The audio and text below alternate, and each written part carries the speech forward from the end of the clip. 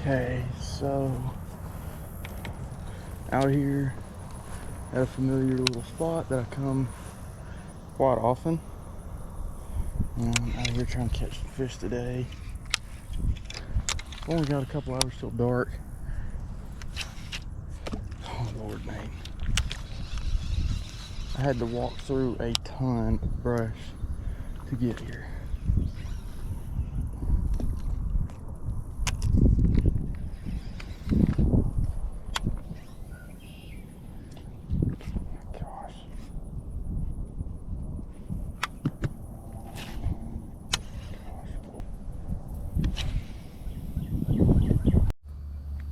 Got one on. Got him. Got one on. Sweet. I had my video turned off for just a minute because I was gonna do an intro. And there's a couple old boys over there. I didn't want to make a ruckus either. I don't want to let them see me catching fish. But there's, Dad, man, he finned the crap out of me. Well, that's that. Man, they fin me pretty often these days. It's like I get finned every time I come fishing. Anyways, he ate it pretty good. I'll let him eat it for just a minute too. So there's fish number one. Anyways, I didn't get to do a formal intro, but I'm out here at a spot I've been 100 billion times. Later in the evening, it's about 6 o'clock, 6:20 right now actually. And I'm out here just doing some fishing. I took my wife a drink from McDonald's a few minutes ago. She works, this time of year, she works pretty much dead across the street from where I'm fishing right now. So, it was an easy trip. Okay, so I just pulled some grass off of my Texas rigged worm. So I'm gonna fish this fluke around for a minute and see if I can't get bit on it. It would surprise me if I couldn't. This lake is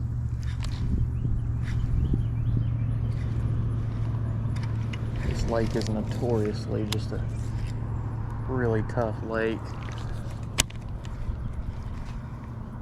for really not a whole lot more reasons than it just gets hammered all the time. I mean, everybody and their mom fishes it all day long, every day. It just gets hammered.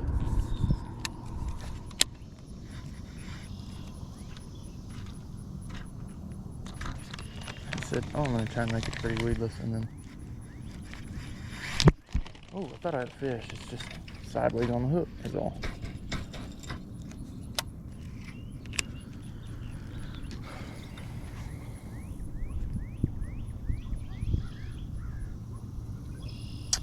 Hashtag nude moment.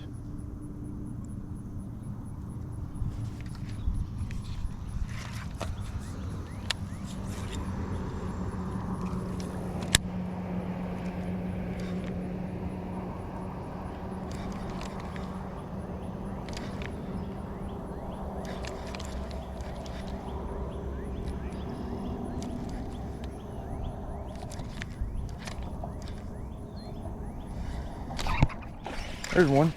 Man, I didn't see him. That was cool. I'm recording. Okay, I didn't see him, but I was watching my fluke and I twitched it once and saw it like disappeared, and I was like, wonder if a fish grabbed it. And one did. Thanks, buddy. There's a little quarter pounder. I mean, tiny little guy, but take anything we can get. In a lake like this, where it's just, you know, not very often you catch one, I'll take it. That's number 2 in, I don't know, 15 minutes ish. Yeah, maybe a little less. Pretty cool. On 2 different baits too. Not like we're throwing the same thing 100% of the time, you know? So I had made that cast a bunch already, and I think the difference, they've just started turning this current on, and I think they're getting up to feed and setting up in position now that they've turned this current on. So, okay, I'm picking up a wacky rig for just a few minutes. Let's see if I can't pick a couple off that aren't wanting to eat anything else, any small ones or anything like that. Wacky rigs are just fish catchers, you know. Only problem is now they're ripping current.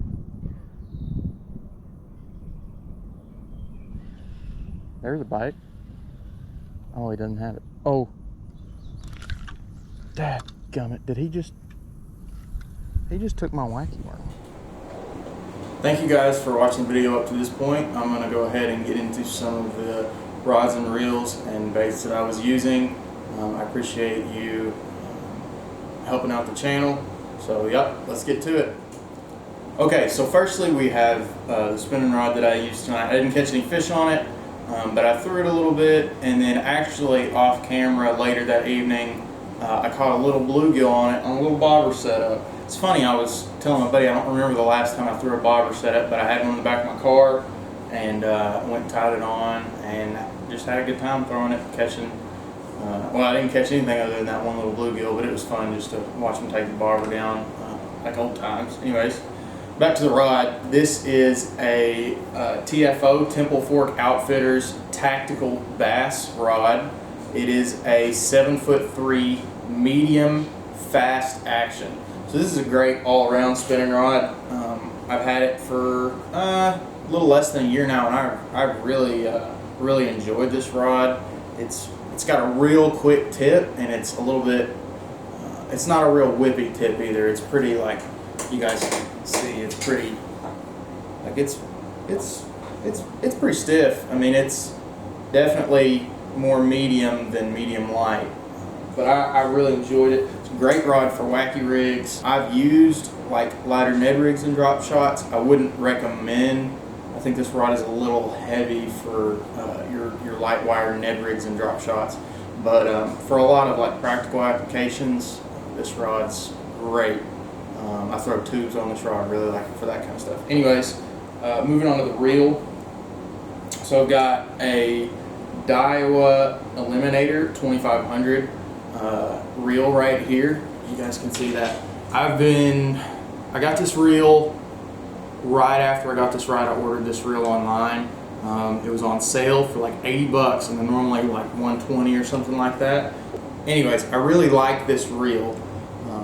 I really enjoyed it. I like the big handle on it. I wasn't sure if I was going to like that or not, and I really do. I really like that.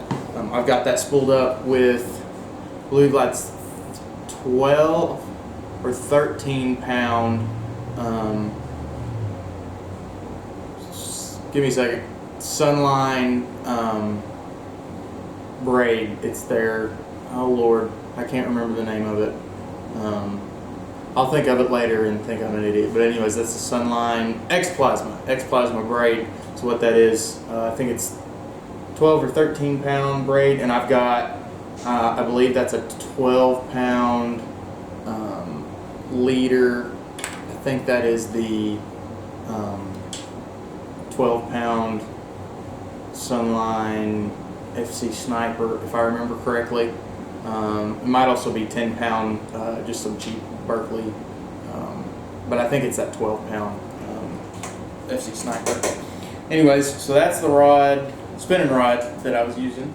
Moving into the couple bait casters I was using, I used this Lew's Mach 2 rod and reel combo. I think this is the previous generation. I don't even know that you can get this one anymore, but you might be able to. I don't know, don't quote me. Anyways, I've had this rod for a couple months now, since about February, and I really like it. It's a 7'3", medium heavy, moderate action. I really like it. It's a really good like overall rod. It's really good for moving baits, like your swim baits. If you're gonna throw, like, you know, 4-inch Kitex or Largo shads or whatever. I've got a fluke tied on it right now. I do like throwing this fluke on it. This rod's a little heavy I don't think I'd tie a fluke on it again. It's a little heavy. It's rated for lures a 1/2 to 1 3/8 ounce. It's a little heavy for that, but I really like it. I would really like throwing like a spinnerbait or a chatterbait on this rod because of that moderate taper that it's got. It loads up really well, but I've also caught some Texas rig and some jigfish on it and really leaned into them and got them in the boat. So yeah, I've really enjoyed this rod so far. It's got nice wind grips. The reel is that Mach 2 reel. It's got a clicking spool tension knob, which I think is the only spool tension knob I have that clicks. It's got a clicking drag. Yeah, it's really nice. It's not got a lockdown drag on it. You can't really lock it down super tight. But for stuff that I'm using this rod for, I don't need to anyways. I'm not frogging or flipping on this. Well, I might be flipping the light Texas rig, but I'm not flipping a 1.5 ounce weight on this sucker. Yeah, I've got that spooled up with 30-pound Daiwa. I think it's the J braid. That's in like a smoke gray color. I like this braid okay. I haven't had too many problems with it. I will say if this braid gets frayed, it will break. That is the only problem I've had with it, but it's really smooth, really good casting, far casting braid. You can cast it a mile, but that's the one thing I would say is if it gets nicks in it, and most braids like this, but this braid is, I've had some trouble. Like I had it on one of my old reels last year, and I had it on there for like 8 months, 9 months or something like that, and it got to be so bad I was casting off baits. Like I would rear back to cast and it would just snap and fly, and then I broke off a couple fish because my braid had gotten frayed. So not the longest lasting braid, I don't think, but I use it and it's fairly cheap. It's pretty inexpensive, and you change it out. If you're responsible with it, it'll be just fine. It's a good braid. All right, another combo that I used this particular evening is a 7'2". Lord, I almost hooked myself right there. That hook's sharp. It's a 7'2" heavy, fast action Shimano SLX rod. It's the previous version of the SLX. It's not the new one that came out this year. It's the previous version. And I've got a 13 Fishing Inception reel. This is left-handed baitcaster. It's one of the two I have. And it's in an 8:3-to-1 year ratio, I think, or an 8:1-to-1, something like that. I've had this rod a while. It was like the first quote-unquote expensive baitcaster I got. It was actually a present from my now wife, then girlfriend. But I got it and I used it, and I actually had broken the rod. And before that, broke the reel that came with it. I had an SLX reel, which I will show you guys here in a minute. But I had broken the rod, sent it back. Shimano was great, sent me a new rod, and everything was cool. It took a while for them to get me the rod back, but it was during COVID. You can't really expect a whole lot more than that during COVID. It was, the shipping for anything was just crazy then. So anyways, back to the setup. It's a 7'2" heavy, rated for lures a 1/2 to 1.5 ounces, and it is quite a bit stiffer in the tip. That lose is 1 3/8 ounces. I wouldn't go near that heavy on that lose. This rod, I can throw a 1.5 ounce lure. I've done it on this rod. It's real heavy in action. It's real fast in action. It's not. Sometimes you get a rod that says fast action. It's not real fast. It's got more of a moderate taper to it. This sucker is not very moderate at all. It's real, almost like you would expect to see out of a real high-end, expensive graphite rod. It's very quick, crisp action to it. I've got, like I said, that Inception on it. I've got 50-pound. I think that's Suffix either 832. I think it's Suffix 832, maybe Suffix 131. I'm not entirely sure braid on that. 50-pound to a 20-pound. Oh Lord, sorry, Sunline FC Sniper leader, and I had a Texas rig on. I had I think that's a 3/8 ounce weight right there, and that's like a 4/0 round bend worm hook, just a regular round bend worm hook. I wasn't using anything too big. I was just using little I say a little, I was using an 8-inch Berkeley ribbon tail worm that I got at a local tackle shop. I don't even know if they make this exact worm anymore. They might, but it's in like a little, I don't know how to explain that, maybe like a little tequila sunrise color-ish, something like that. It's got like an iridescent blue pearl bottom and like a purple pink plum colored top. Anyways, that was the worm I was throwing. That caught me a fish, and I did have a couple of extra bites on that too. But I'll show you. Okay, so going into the last combo I used this evening, it is just a combo that was given to me by my great uncle on my dad's side. This is a Abu Garcia Max Z. It is a 7-foot medium heavy, rated for lures 1/4 to 3/4 of an ounce. I've used this rod for going on 2 years now. It's an alright rod. I've caught a ton of fish on it just because it was, for a while before I bought that Lew's, it was the only medium heavy bait caster I had, so I threw a ton of stuff on it. And I've really come to really like this rod. It's a little heavy. It's not perfect by any means, but man, it just catches fish. I will say, if you guys can hear it, well, you could if it's got this little metal ring back here, vibrates some, so like I've got some video of me throwing a chatterbait on it, and it just makes so much racket. It's funny. But anyways, that is that. I've got that Abu Garcia Black Max on it right now. I have a Shimano Canon in the left hand that I normally use, but for walking baits, I prefer a right-handed reel.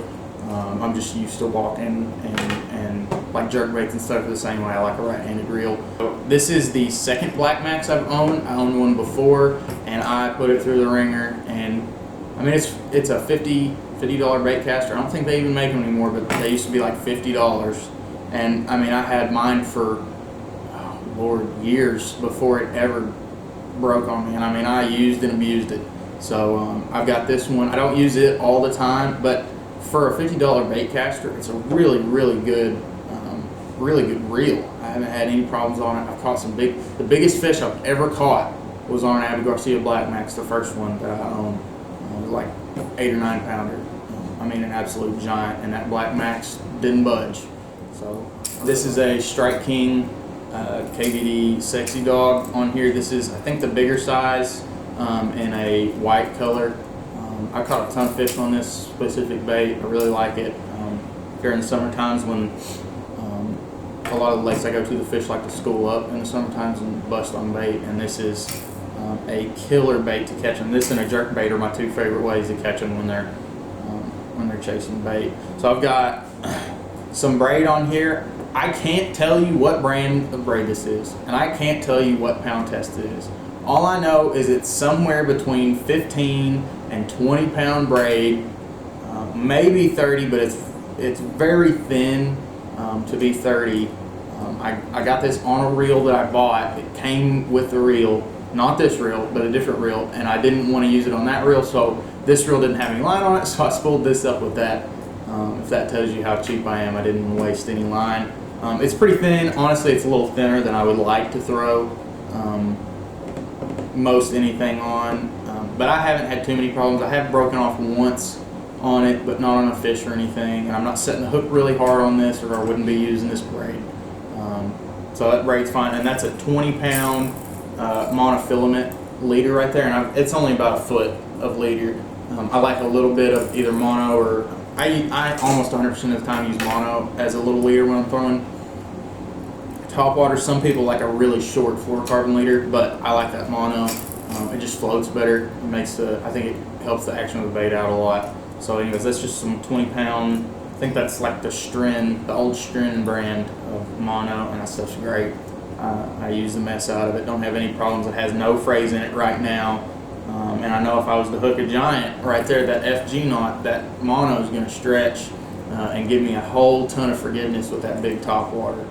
Okay, so lastly, just before I close the video out, I wanted to show you guys my old SLX reel. I was telling you about that rod I had broken. I had the reel break. So I had this reel. This is the SLX reel. Again, not the new one. You can see the new one's got gray letters, this one's got blue letters. This is the previous version of the SLX reel. I absolutely love this reel. It was the first, like I said, quote unquote, nice reel that I ever owned. And I put it on at 7.2 heavy, and I spooled it up with 65-pound braid, and this was my frog rod. Frogging is kind of one of the things that first attracted me to bass fishing, and that's what I wanted to do all the time. So that was my dedicated frog rod and frog reel. Given it's a $100 reel, it's probably not meant to take the kind of abuse I put it through, but it lasted me about a year, and then I was fishing at a pond little less than a year after I bought it, and I flipped it into a little brush pile, and a fish took it down in the brush pile, and I leaned into him real hard. I mean, let's be honest, I probably slacklined the crap out of him, and I started to reel, and wouldn't you know it, my anti-reverse was broke. I did get the fish in, but I was just mad. I honestly would have preferred not to catch the fish and have my anti-reverse still intact. So sent the reel in a Shimano. It took them like, again, this was during COVID. I understand stuff was crazy then. It took them like, man, it was probably 3 or 4 months before I ever got this reel back, and it was the best reel I had, even when I got it back. I hadn't made a big fishing collection like I have now just yet. So this was the best reel I had. It took them like 4 months to get it back. I finally got it back, fished with it the rest of that year, and then the next, I think it was the next spring or the next early summer, I was using it again. I was frog fishing. I wanted to catch, it must have been spring, because I think I was trying to catch my first frog fish of the year on it. And I was fishing, and I had I had a fish come up and grab my frog out of the water, set the hook, missed the fish, started to reel in, and wouldn't you know it, that's forward, that's backward. Folks, reels aren't supposed to do that. They're not supposed to go backwards. Some of my spinning reels have an anti-reverse switch on them. This does not have an anti-reverse switch on it. It is not supposed to go backwards, in case you didn't know that. So I had it break on me a second time. By that point, it was out of its warranty. There was nothing I could do. And just to tell you the truth, I didn't want to send it back and get it fixed, because I knew it just happened again. So not only that, but I've also had trouble getting this side plate closed on this side. But that might just be user error. I might just be an idiot. That might be my fault. But it's just been a pain in the butt, and I just decided I wasn't going to get another one or send this one in and get it fixed. So after this one broke, I ordered that 13 reel, and I've used it. I don't have a beef with Shimano. I just personally will not be buying an SLX anytime soon. Probably rod or reel for that matter, just because I had the rod break on me too. I've had other rods break on me. Rods break, it happens. I'm a lot less devastated about a rod breaking than I am a reel. Rods break, it happens. I've broken 4 or 5 different brands of rods. They just break, stuff happens. But reels are a different story. That's just a little frustrating. 2 breaks in less than 2 years, it's just a little like, come on, you need a reel to last you a little longer than that. But anyways, like I said, not bashing Shimano. In fact, I'm looking at getting a swim bait combo, and the reel that I'm looking to get is a Shimano round reel. I think it's the Shimano Calcutta. So I don't have anything against Shimano. I just don't think I will be buying an SLX personally. Now, for somebody who's not putting their crap through the ringer and not using and abusing their stuff, yeah, SLX is great. I mean, for stuff that's not gonna break $100 reel, yeah, it's great. I mean, I think if I'd have got a 7.2 medium heavy and used it as like a chatterbait rod and a light Texas rig rod, yeah, I don't know that this reel would have ever broke on me. But yeah, it sucks that it did. Okay guys, I hope you enjoyed the video, the couple fish catches I had, and the rod and reel reviews and overviews. If you guys have any questions, please let me know down in the comments. And let me know if you like this kind of video. If you like the rod and reel reviews, stuff like that, I'll do it a lot more often. If you like the bait reviews, I'll do bait reviews after every video. You guys just let me know what you like and what you want to see on the channel, and I'll make it happen. So I appreciate you guys. I hope you have a good day. Please like and subscribe, and we'll see you in the next one.